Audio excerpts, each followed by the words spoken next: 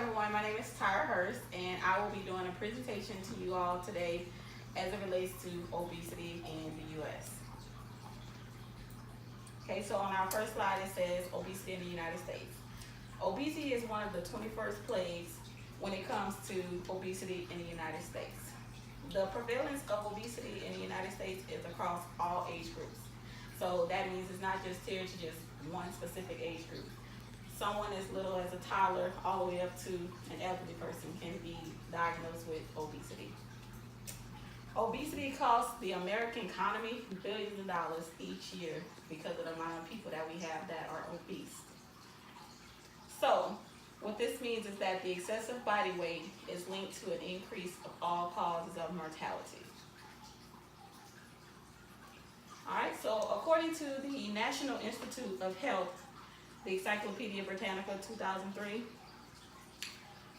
defining obesity is based upon the weight that is considered higher than the expected healthy weight for a given height.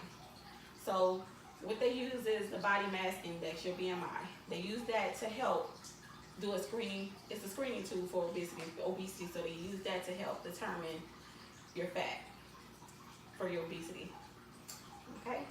So the BMI is the ratio of a person's weight in kilograms to their height in meters. So the higher your BMI is, the higher your BMI is, it's an indicator that your body fatness and vice versa. So it goes vice versa. Yep. You get what I'm saying? Okay. Any questions so far? Okay. Thank you. All right. So some of the prevalences of obesity in the U.S. is over 40% are overweight. So what that does, that equates to over 93 million adults. So 93 million adults right here in the United States are overweight. Looking at me, I would be considered overweight. So, and that's something that I do need to work on myself. About 40 million children and adolescents are overweight, a prevalence of 18.5%. So that means the little kids that are here today and the young adults, they make up this age group. Of course you don't, but just saying. So Hispanics and African American communities have a higher risk of being obesity. That's because we like to eat all of the food that's not healthy for us. All right, so there are more overweight and overweight and obese women than there are men. So what is that saying? Us women really need to get on our jobs and start doing some workouts so that we can not be overweight. All right, any questions thus far? All right, so what are some health impacts that are associated with obesity? Excessive body fat put on a risk of cardiovascular diseases, type 2 diabetes, and musculoskeletal disorder. It also says that obesity people are prone to mental illnesses such as clinical depression, anxiety amongst other mental disorders. So obesity tends to take a toll on people. Some people get depressed because they're overweight, so they do a lot of stress, not just because they're overweight, but some people get depressed in general. So they get to getting stressed, and so they start eating. So they stress eat. So when they're eating, they're not realizing they're not realizing the effect that it's having on their body. They're hurting their bodies more than they are helping themselves. They have to find a different way to cope with that stress rather than stress eating. So stress eating, eat too much, leads to obesity.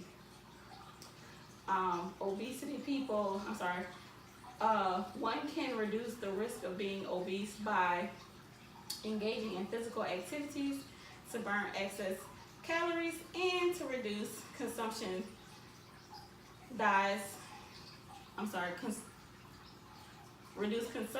of dyes with high sulfate fats. So stay away from foods that have a high sulfate fat level versus eating those that don't have a high sulfate fat level. All right, so what are some remedies in order to get yourself from being obese? Number one would be physical activity. Get up, move around, do something.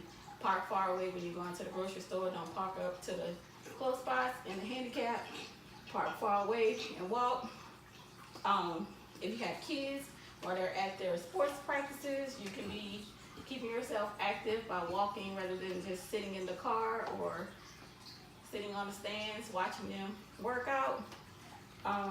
If you work in an office space, walk around, get you some steps, stand up, make yourself move, do some type of activity for 30 minutes.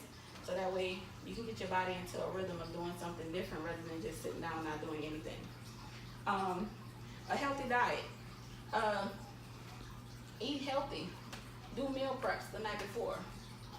Get your family involved. Make them eat some salads. Bake rather than fry. Don't eat out. Cook at home. Those are healthy ways of eating food. That way you don't have to worry about consuming all of the bad food. And then secondly, cutting out high calories and cholesterol intakes. So watching your calorie count. Don't take more than 1,200 calories a day if need be. 1,500 max, 1,200 minimum. You don't want to go too far under because the quicker you lose the weight, the faster you're gaining. So that is my conclusion of this presentation on obesity. Some of my sources that I got my information from are listed here. If you'd like a copy, I'll be happy to send the email over to you so that way you can do your research further if you'd like. So I want to thank you all for being willing participants, for listening to my presentation and observing. Were there any questions, comments, or concerns? No.